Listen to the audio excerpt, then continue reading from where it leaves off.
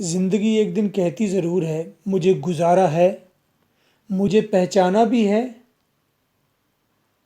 دا باث، باث مین bath room, story کا title the باث disturbing title ہے۔ جانٹ frame New Zealand کی female writer ہے۔ مسئلہ ٹب میں پھنسی عورت کا ہے، حل ایپیفینی سے ہوگا۔ ایپیفینی کیا ہے؟ ویٹ کریں۔ There are two characters in the story. First, an old woman. Second character کون ہو سکتا ہے؟ سیکنڈ کریکٹر آپ ہیں، یعنی ریڈر۔ اسٹوری رائٹنگ کی یہ بھی ایک ٹیکنیک ہے۔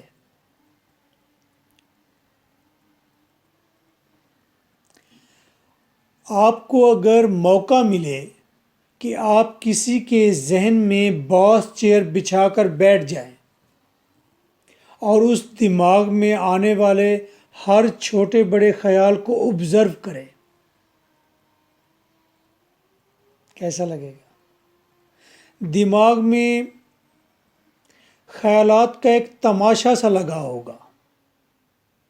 ڈھیلی ڈھالی سوچیں، ڈونگی سوچیں، خالی سوچیں، خونی سوچیں، خوش باش سوچیں، سوتی جاگتی بند گلیوں میں دم توڑتی سوچیں۔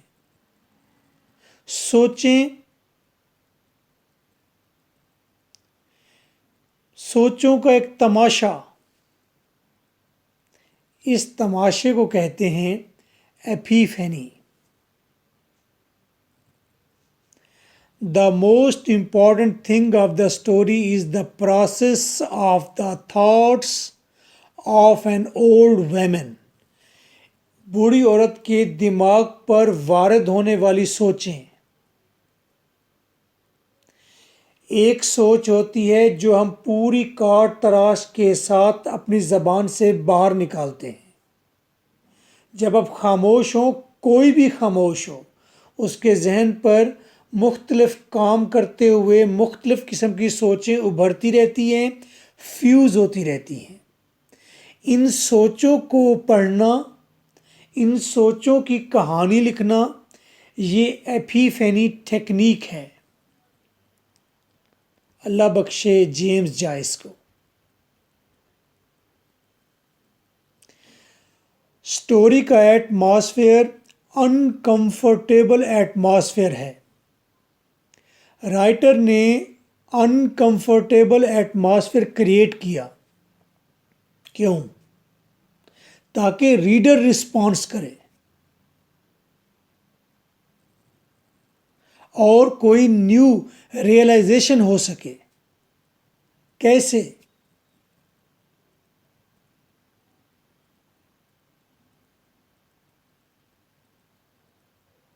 جب ڈسٹربنگ ایٹماسفیئر ہوگا تو دین ریڈر رسپانس کرے گا کہ کیا کہا جا رہا ہے، کیا بات ہے، تو آپ ریڈر کوئی نیا انکشاف کرتے ہیں۔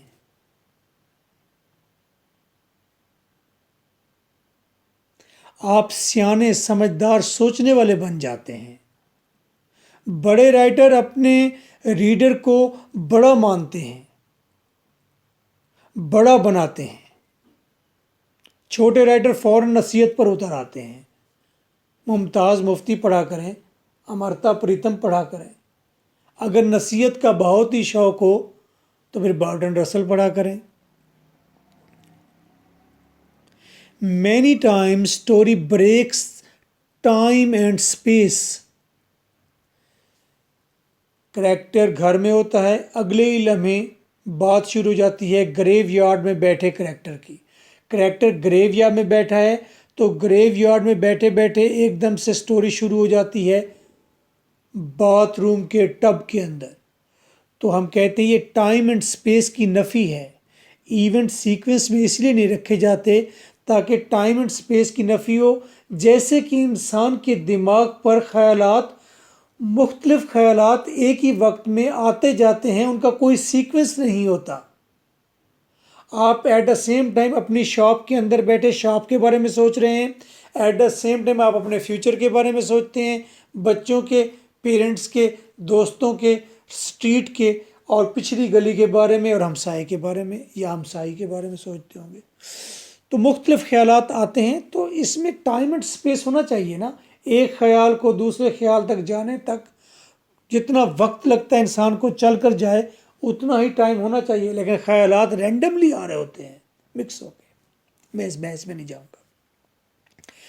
ٹائم اینڈ اسپیس کی نفی کرتی ہے رائٹر تاکہ فوکس کریکٹر کے مینٹل پروسیس پر رہے، نہ کہ سٹوری کے پلاٹ پر جو ہمیں عادتیں پڑی ہوئی ہیں کہ ایونٹ مزے کا ہونا چاہیے، اس کے بعد کیا ہوا، اس کے بعد کیا ہوا، اس کے بعد نو، اس پر فوکس نہیں ہونا چاہیے۔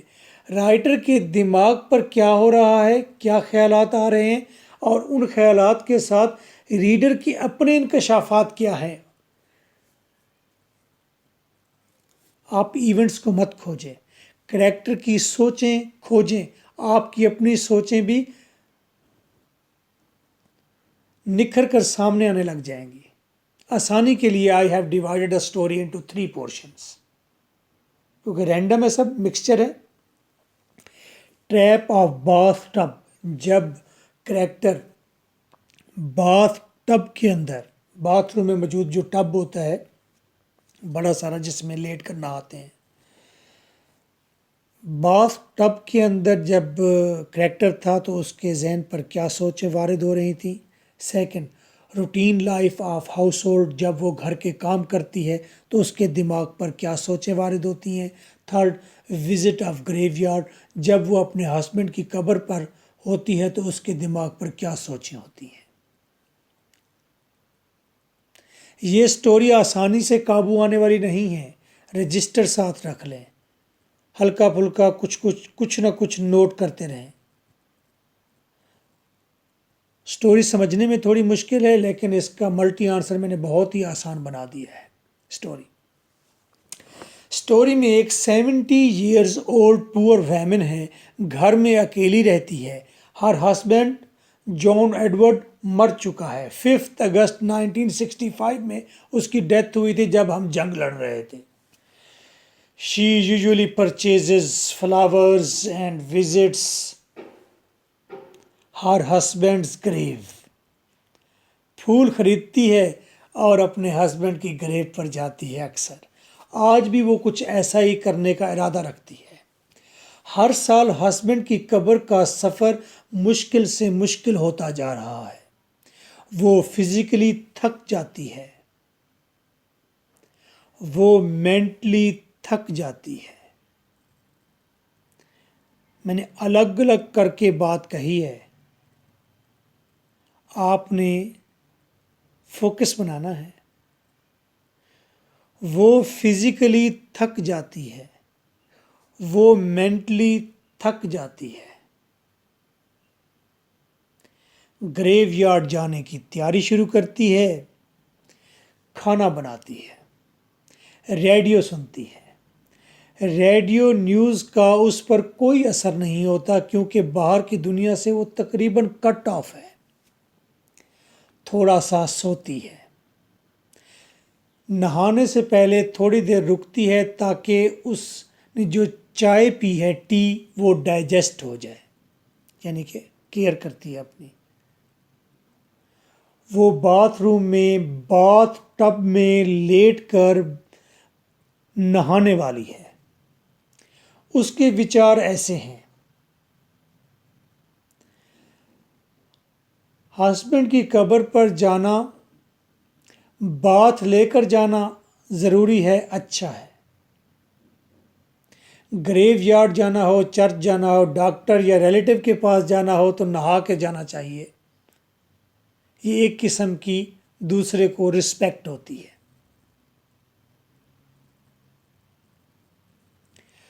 وہ بات کے لیے پانی گرم کرتی ہے، محسوس کرتی ہے کہ نہانا ایک مشکل کام ہے اور یہ غیر ضروری رسک ہے۔ ٹھنڈ لگ سکتی ہے، 70 ایئرز اولڈ ہے، وہ باتھ روم میں پھسل سکتی ہے، لیکن وہ for the sake of respect وہ نہاتی ہے۔ Bath room is a hostile territory, وہ سوچتی ہے باتھ روم ایک دشمن کا ایریا ہے، اس کے لیے کبھی بھی اسے نقصان دے سکتا ہے۔ وہ بڑی جرات سے کچن سے نکلتی ہے، ٹھنڈی راہداری سے گزرتی ہے، ٹھنڈے ٹھار باتھ میں داخل ہو جاتی ہے، گرم پانی ہے، ٹاول لیتی ہے، ایک چیئر باتھ ٹب کے ساتھ رکھتی ہے، کیونکہ پچھلی دفعہ وہ ایک ٹربل میں پھنس گئی تھی اسی باتھ روم میں، تو اس نے سوچا سپورٹ کے لیے ضرورت پڑے تو ایک چیئر وہاں پر پڑی ہونی چاہیے جس پر ہاتھ ڈالا جا سکے۔ وہ خود کو ٹب میں اتارتے ہوئے بہت ڈری ہوئی ہے۔ اس کے ذہن میں خیال آتا ہے، خیال ابھرتے ہیں جیسے ٹب کے کنارے کوئی بلند و بالا چٹانیں ہیں جن کے درمیان سمندر لبالب بھرا ہوا ہے۔ وہ گرم پانی کے باتھ کی پلیئرز کو انجوائے کرتی ہے، اپنے جسم کے مختلف اعضاء کو دھوتی ہے، سوچتی ہے taking bath is a رچنس of life. Bath tub سے باہر نکلنا موت کے مترادف ہے۔ جب تک باتھ ٹب میں ہے تو مزہ ہے، زندگی ہے۔ وہ سوچتی ہے نیند، سلیپ، سونا موت جیسا ہے، جاگنا جیت ہے، جیون ہے۔ پلیٹو نے بھی سونے اور جاگنے کے عمل کو دیکھ کر کہا تھا نا کہ موت کے بعد لازم ایک زندگی ہے۔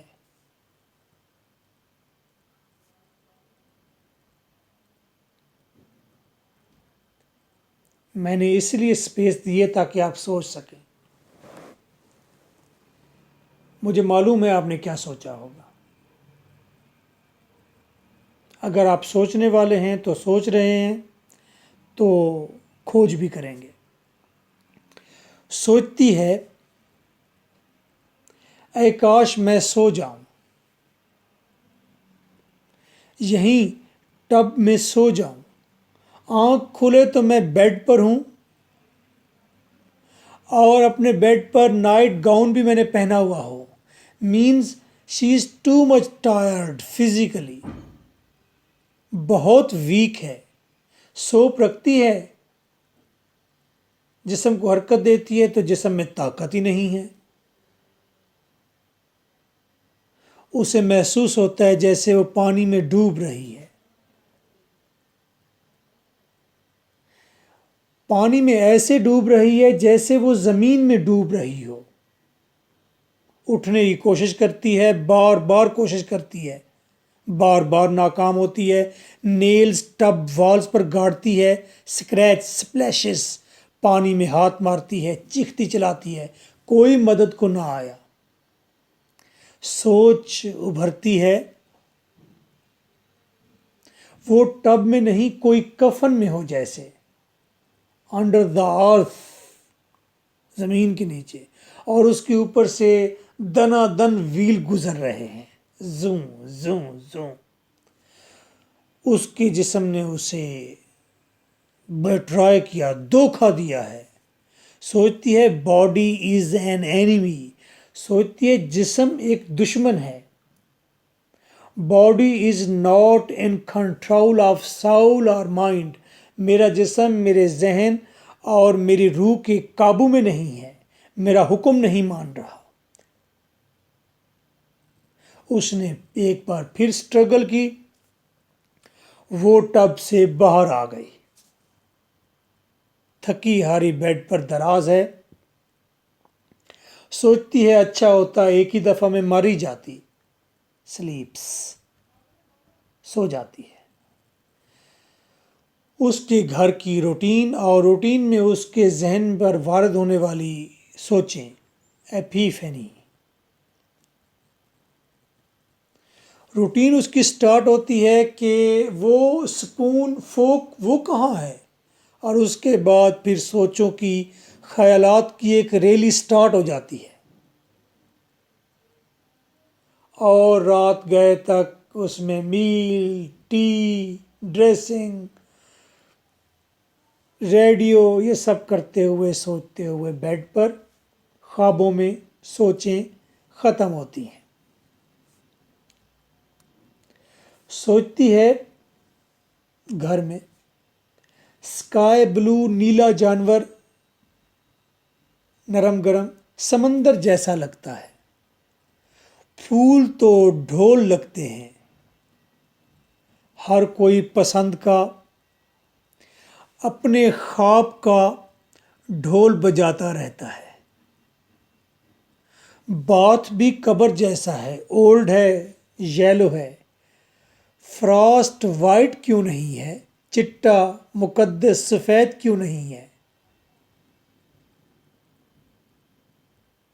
گھر میں وارم ونڈ نرم گرم ہوا اڑتی پھرتی ہے، بہار کمال لگتی ہے، سوچتی ہے نیو باتھ بنواؤں گی، spring garden is like new bath, بہار کا باغ اور نیا باتھ ایک جیسے لگتے ہیں۔ سوچتی ہے موت سے نہیں بچا جا سکتا،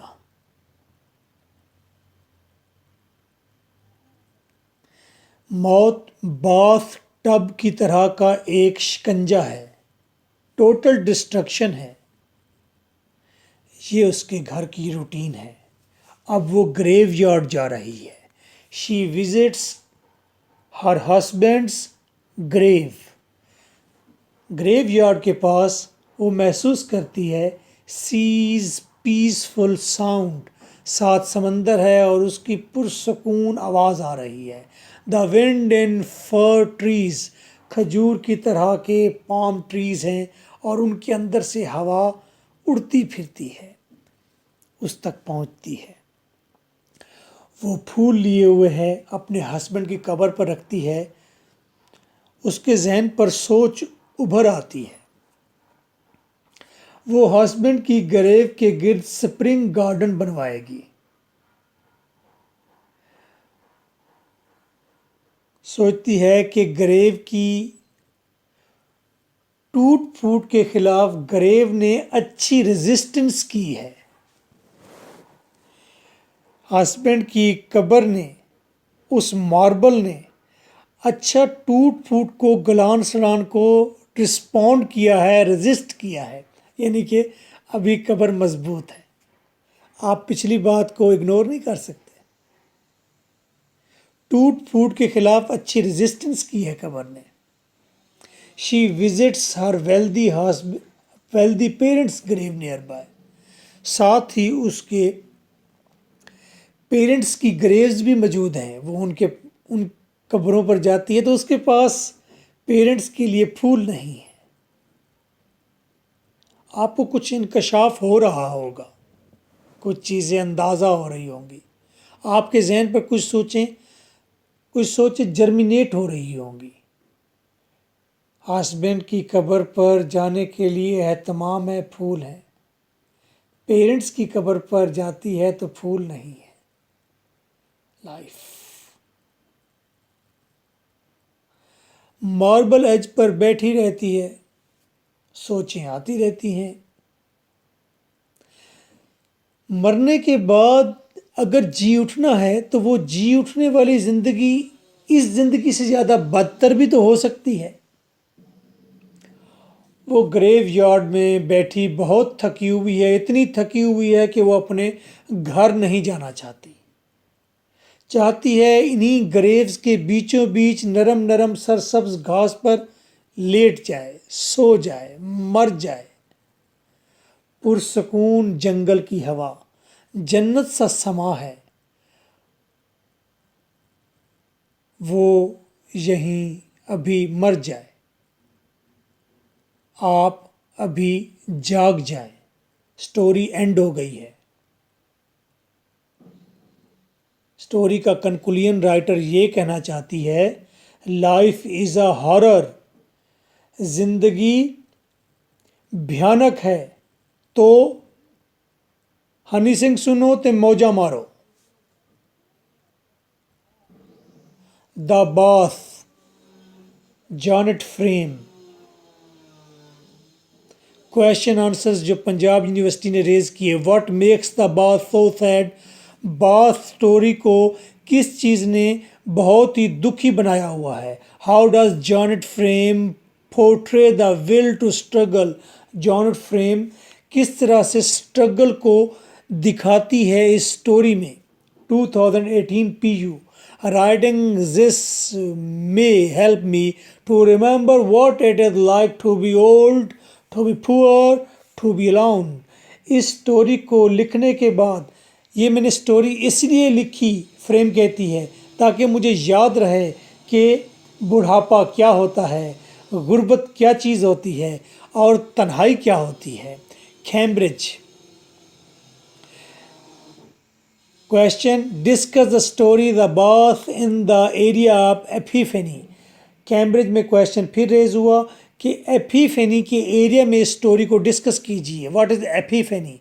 एपिफेनी का मतलब होता है जहन पर रैंडमली उभरने वाली सोचें जिनकी काट तराश ना की गई हो। ये नरम नरम छोटी छोटी सादा सादा सोचें होती हैं, गहरी नहीं होती। जैसे आप तन्हाई में बैठे होते हैं या कोई काम कर रहे होते हैं फिजिकली, तो जहन पर सोचें आती रहती हैं। स्टोरी स्टार्ट आपने यहीं से करनी है। Single answer of all above questions. Writing this may help me to remember. Frame कहती है ये स्टोरी लिखकर मैं अपनी मदद कर रही थी ताकि मुझे याद रहे what it is like to be old, कि बुढ़ापा कैसा होता है, टू बी पुअर और गरीब होना कैसा होता है, टू बी अलोन तन्हा होना कैसा होता है। असल में तो जैनेट फ्रेम की एक ऑन्ट थी, वो टब में ऐसे फंस गई थी, तो बाद में जब वाकया उसे पता चला तो उसने एपिफेनी टेक्निक के अंदर इसको ढाला। The old वैमन is taking bath. Answer, वो बूढ़ी औरत बाथ ले रही है। She is preparing for her husband's grave. वो अपने हस्बैंड की ग्रेव पर जाने के लिए तैयारी कर रही है। During bath she trapped in the bath tub. और फिर बाथ के दौरान वो बाथ टब में फंस जाती है। शी इज़ स्क्रीमिंग, वो चिल्लाती है। स्क्रैचिंग हर नेल्स, वो अपने नेल्स नाखून गाड़ती है वो टब वॉल्स पर। स्लिपिंग, वो फिसलती है। स्प्लैशिंग, पानी में बार बार ज़ोर से हाथ मारती है। फॉलिंग बैक, उठने की कोशिश करती है, नाकाम होकर दोबारा गिर जाती है। ग्रोइंग पैनिक, पहले वो कहती है विद केयर और मैंने पैनिक नहीं होना, मैंने उठ जाना है, बाद में वो परेशान हो जाती है। बट स्ट्रगलिंग हार्ड, लेकिन कोशिश करती है। At last she comes out of the tub, आखिरकार टब से वो बाहर आ जाती है। अगर सिर्फ स्ट्रगल के बारे में पूछा जाए तो आप इस पैराग्राफ को थोड़ा सा इनलार्ज कर सकते हैं। जैसे स्क्रीमिंग, तो आप she is screaming loudly, full stop, she is scratching the tub walls with her nails. इस तरह सेंटेंस बनाते जाएंगे हर वर्ड के। एपिफेनी, ये नोट्स 5000 में है, साथ क्रिएटिव राइटिंग भी फ्री है। Epiphany, my WhatsApp is 030046555305। Epiphany, जहन पर उभरने वाले ख्यालात। फ्लो ऑफ थाट, सोचों का एक रेला। फ्लो, सोचों का वारिद होना, सोचों का चलना। Having no strength but struggle, सोचों में सोच ये आती है कि ताकत नहीं है लेकिन स्ट्रगल करनी है। उसके पास ताकत नहीं थी फिजिकली, लेकिन वो उस टब में स्ट्रगल कर रही थी। Same is the case with human being, इस कायनात के अंदर इंसान हेल्पलेस है। वो इतना ताकतवर नहीं है, कायनात बहुत बड़ी है, लेकिन इंसान ने और क्या करना है, स्ट्रगल करनी है। देखो, मैं एक छोटी सी बात कहता हूँ। मैं एक दीवार बनवा रहा था, मेरी ज़िंदगी का पहला तजर्बा था। मेरे बड़े भाई थोड़े विटी हैं, ذہانت والی کوئی گفتگو کرتے ہیں، ذہانت والی مزاح کرتے ہیں۔ میں بہت زیادہ پریشان تھا، میں نے کہا یہ مستری کام نہیں کرے گا، یہ جو راج کام کر رہا ہے ٹھہر جائے گا۔ تو بار بار میں احم خان کو اگر کہتا کہ احم خان آ جاؤ، وہ کہیں راج ٹھہر نہ گیا ہو، اسے دیکھو یار، اسے کچھ کہو یار، وہ تیزی سے کام کرے، کام نہیں ہو رہا۔ اور یہ میں نے بار بار جب بھائی کو بلایا اور ایسا کہا تو اس نے اینڈ پر مجھے ایک بات کہی عصر کے وقت۔ اس نے کہا ادھر آؤ یار، بات سنو۔ اس نے کہا یہ شخص ایک تخت پر چڑھا ہوا ہے تقریباً 12 فٹ اونچا، سامنے مسالہ رکھا ہوا ہے، 7 اینٹیں رکھی ہوئی ہیں، دیوار بھی سامنے ہے۔ اتنی اونچائی پر ایک شخص جا کر اینٹیں نہیں لگائے گا تو وہاں ٹھہر کر اور کیا کرے گا؟ اس کے پاس اور کوئی آپشن ہے ہی نہیں سوائے اس کے کہ وہ اینٹ اٹھا کر دیوار پر لگائے۔ اب آپ نے بات فالو کر لیا؟ وہاں ٹھہر کر کیا کرے گا؟ ہمارے پاس اور کوئی آپشن نہیں ہے، کائنات بہت بڑی ہے، زندگی ہماری بہت مختصر سی ہے، ہم اور کیا کر سکتے ہیں سوائے اس کے اسٹرگل کے کہ کبھی ہم سوچیں کہ اس زندگی کو کسی اور پلانٹ پر پلیس کریں، کبھی ہم کہیں ہماری زندگی کا مقصد ہے لوگوں کا فائدہ کرنا، ہماری زندگی کا مقصد ہے لوگوں کو صحت دینا، ہماری زندگی کا مقصد ہے لوگوں کی زندگی بنانا۔ کتنے لوگ آئے، کتنے چلے گئے، یہ پوری دنیا کے لوگ ایک چادر پر موجود چھوٹے چھوٹے جگنو کی مانند ہیں۔ ایک جگنو دوسرے جگنو کے ساتھ مل کر 4 جگنو اور پیدا کرتا ہے، خود فیوز ہو جاتا ہے۔ جگنو کی تعداد قائم رہتی ہے اس چادر پر، زندگی کی چادر پر، اس ٹائم اینڈ سپیس میں، اور زندگی جو بجھتی ہے، بنتی ہے، بجھتی ہے، بنتی ہے، زندگی کا تسلسل قائم ہے، تو پھر انفرادی زندگی کی کوئی ویلیو نہیں ہے۔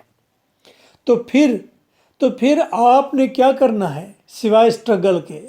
آپ نے اسٹرگل کرنی ہے، چاہے وہ ویک کسی سمت میں ہو، چاہے کسی اچھی سمت میں ہو، چاہے وہ آپ کو محسوس ہوتی رہے ساری زندگی کی وہ بڑی پرپزفل ہے، چاہے وہ پرپز لیس کیوں نہ ہو، لیکن کرنی تو اسٹرگل ہے۔ وہ مرنا چاہتی تھی، وہ جینا چاہتی تھی، وہ اسٹرگل کر رہی تھی، وہ بور تھی، وہ الون تھی، وہ ڈس ہارٹ تھی، وہ جینا چاہتی تھی۔ وہ نہ جینا چاہتی تھی نہ مرنا چاہتی تھی، وہ لائف کی اس سٹیج پر تھی جہاں پر لائف اپنی پہچان کرا رہی تھی کہ میں ہوں اسٹرگل، نتھنگ ایلس۔